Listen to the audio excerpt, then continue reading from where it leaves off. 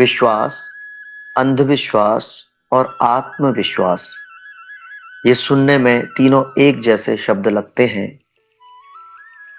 लेकिन इनमें बड़ा अंतर है। यह थोड़ी सी भाषा की भूल को प्रकट करते हैं। जबकि इंग्लिश में ये प्रॉब्लम नहीं होती है, क्योंकि वहां पर बिलीव कहते हैं और आत्मविश्वास को कॉन्फिडेंस, इसलिए ये प्रॉब्लम नहीं होती। आत्मविश्वास का मतलब है कि मैं यह काम कर सकता हूं। स्वयं पर भरोसा करने को आत्मविश्वास कहते हैं। विश्वास का अर्थ है कि जिसके बिना हमारा काम चल ही नहीं सकता। अगर आपके घर से आपको फोन आता है कि मैंने एक बहुत ही स्वादिष्ट सब्जी बनाई है, आपकी पत्नी कहती है, तो आप आ जाओ घर फटाफट, हम साथ मिलकर बैठ के खाना खाएंगे, तो आप सहर्ष विश्वास कर लेते हो। जबकि है तो ये भी अंधविश्वास। आपको पता नहीं है अभी कि क्या बना होगा, स्वादिष्ट है या नहीं है, या कैसा बना होगा, पर आप सहर्ष विश्वास करते। अगर आप ये विश्वास ना कर सको तो आपका 1 इंच का भी जीवन सरकना मुश्किल हो जाएगा।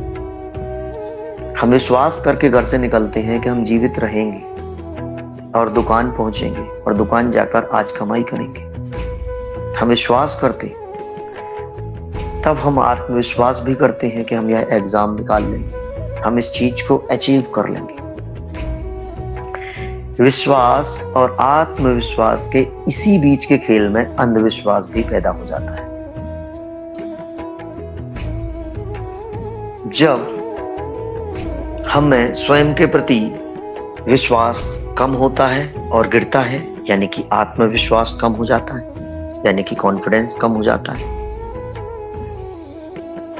जब हम जीवन की विविधता को स्वीकार नहीं कर पाते, जब हम जीवन में उठ रहे इन तमाम आयोजनों को, इतने सारे आयोजनों को, इतने सारे कार्यों, उसके कारणों को, और हमारी इस नासमझी के साथ जब हमारे आलस्य का योग होता है, तब अंधविश्वास का जन्म होता है। जैसे यह दुनिया किसने बनाई, यह दुनिया अस्तित्व में कैसे आई।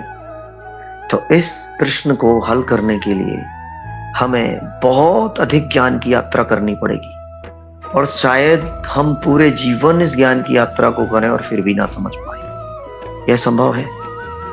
लेकिन जब आलस का इसमें समावेश होता है, तो वह ज्ञान को प्राप्त करने की मेहनत हम कहाँ करने वाले। तब हम एक साधारण सा विचार मान लेंगे, तब हम एक साधारण सी बात को स्वीकार कर लेंगे कि इसे किसी ने बनाया है। तो अंधविश्वास पैदा होता है। अब अंधविश्वास जरूरी भी है और बहुत जरूरी है, क्योंकि बहुत बार देखा गया है कि अंधविश्वास हमें बहुत अधिक बलवान बना देता है, संबल का कार्य करता है, हमें संबल बनाने में कार्य करता है। अगर सैनिकों की एक टोली युद्ध करने जाती है और अपने भगवान का जयकारा लगाती है और यह समझती है कि अब हम सामने वाले के 2 लाख सैनिकों को भी मार देंगे, जबकि भले हम 20,000 की संख्या में ही हैं, लेकिन वो फिर भी मार देते हैं, क्योंकि उनका ये विश्वास, उनका ये आत्मविश्वास, उनका ये अंधविश्वास, जो कि तीनों समाहित है यहां पर, तीनों बहुत अधिक बल प्रदान करते हैं। जबकि एक बहुत अधिक विचार करने वाला व्यक्ति, बहुत अच्छा विचारक, जो चीजों को संदेह की दृष्टि से देखता है, जो चीजों को खोज की दृष्टि से देखता है, वो इस युद्ध को हार जाएगा, वो लड़ ही नहीं पाएगा। तो जीवन में बहुत सारे संघर्ष, जीवन में बहुत सारी परेशानियां, जीवन में आई हुई बहुत सारी लीलाएं, बहुत सारे उपक्रम, बहुत सारे विछोह, दुख, संताप, इन सभी चीजों से हमें बचने के लिए, एक पॉजिटिव एटीट्यूड बनाने के लिए, शांत रहने के लिए, हमें बहुत बार अंधविश्वासों की जरूरत पड़ती है, जिन्हें हम नहीं जानते। ऐसे विश्वास को करना अंधविश्वास है, लेकिन यह हमें करना पड़ेगा। ये हमें करना पड़ता है। दूसरी बात, मैंने पिछले वीडियोस में कॉन्शसनेस की कैटेगरीज को बताया है। तो जो फर्स्ट 5 कैटेगरीज हैं, जिसमें वासना, भावना और बुद्धि तीनों ही विकसित नहीं हो पा रही हैं, वह फर्स्ट कैटेगरी में, सेकंड में जिसमें सिर्फ वासना एक्टिवेटेड हुई है, थर्ड में 2 होती हैं, थर्ड के ए में जिसमें सिर्फ वासना के साथ सिर्फ बुद्धि एक्टिवेटेड है, बी में जिसमें वासना के साथ भाव भी एक्टिवेटेड है, फिर फोर्थ में बुद्धि, भावना, वासना तीनों एक्टिवेटेड है, और फिफ्थ में न्याय, मनुष्य में न्याय का जन्म होता है। इन पांचों की पांचों कॉन्शसनेस को अलग अलग मात्रा में अंधविश्वास की आवश्यकता पड़ती है। तो अगर किसी को हम धार्मिक अंधविश्वास से बाहर भी निकाल देते हैं तो वह कॉर्पोरेट के अंधविश्वास पकड़ लेगा।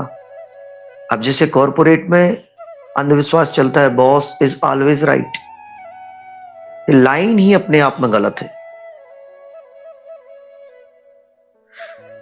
बहुत सारे वहां पर भी परंपराएं चलती हैं। सरकारी तंत्र में बहुत सारी परंपराएं हैं। आप अदालतों में चले जाइए, वहां शब्दों का कैसा डिसेक्शन करते हैं, किस तरीके से पोस्टमार्टम करते हैं, वो आप देख के आ जाइए, आपको पता चलेगा। यहाँ पर एक शब्द गलत निकल जाता है तो आदमी के भाव को नहीं पकड़ा जाता, उस शब्द को पकड़ ले जाता है। तो गहरे तल के अंधविश्वासी लोग वहां भी मौजूद हैं। हमारी फिल्म इंडस्ट्रीज में बहुत सारी फिल्में, ऑलमोस्ट 95-99% फिल्में मुहूर्त को देखकर भी चलती है। तमाम तरीके की ज्योतिष वहां लगाए जाते हैं।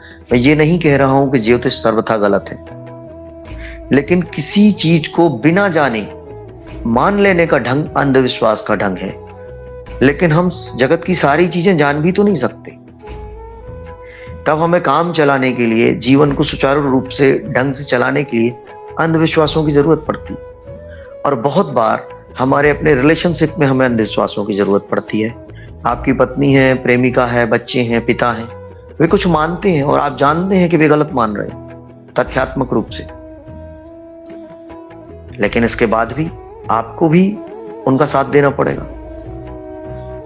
तो इस वजह से हमारे जीवन में अंधविश्वास मौजूद रहते हैं। तो अंधविश्वास जरूरी भी है, और अगर आपकी कॉन्शसनेस की ग्रोथ होती जा रही है तो जिस लेवल पर उसकी ग्रोथ होती जा रही है उस लेवल पर अंधविश्वास स्वतः गिरते जाते हैं। हमें उन्हें अलग से गिराने की जरूरत नहीं पड़ती है। तो शुरुआत में हम विचार करते हैं, उसके माध्यम से हम कुछ अंधविश्वासों को गिराते हैं। लेकिन जब हम अकेला विचार करते हैं और तर्क करते हैं तो केवल तथ्य को ही हम सत्य मान बैठते हैं, जो कि गलत है। आप आज जिस घर में रहते हैं और कहते हैं कि यह घर मेरा है, तो तथ्य रूप से यह बात आज के वर्तमानिक काल का सत्य है। लेकिन आज से 1 साल बाद, 2 साल बाद आप मर जाएंगे, या वह घर बेच देंगे, या वह घर कोई हड़प लेगा तो किसी और के नाम पर हो जाएगा। तब यह तथ्य सत्य कहाँ रहा? तो सत्य का एक और रूप होता है शाश्वतता। फिर मैंने जैसा पिछले प्रश्न में बताया था, सत्य का रूप होता है साधनात्मकता, सत्य का रूप होता है भावनात्मकता, और सत्य का रूप होता है प्रतीकात्मकता। तो जैसे हिंदू दर्शन में बहुत सारे सत्य प्रतीकों के रूप में दिए गए, अगर उनको एज इट इज पकड़ोगे तो फिर समझो भूल हुई, फिर वे आपको झूठे लगेंगे, फिर आपको वे बर्बाद लगेंगे। तो बहुत से आस्तिकों ने भी उन्हें एज इट इज पकड़ रखा है, तो वे भी अंधविश्वासी हो जाते हैं। बहुत से नास्तिकों ने उन्हें एज इट इज पकड़ रखा है, जैसे वे दिखाई दे रहे हैं, तो वे भी अंधविश्वासी हो जाते हैं। तो हमें सत्य की इस विविध आयामों और डायमेंशंस को जानना होगा, अपनी चेतना का विकास करना होगा, उसकी उन्नति करनी होगी। तब कहीं जाके हम अंधविश्वासों से मुक्त हो सकते हैं। यह हमारी इंडिविजुअल बात है, और सामाजिक रूप से हम संपूर्ण रूप से अंधविश्वासों से मुक्त हो सकें, ऐसे समाज की तो कल्पना करना भी बहुत मुश्किल है। ऐसा संभव नहीं है।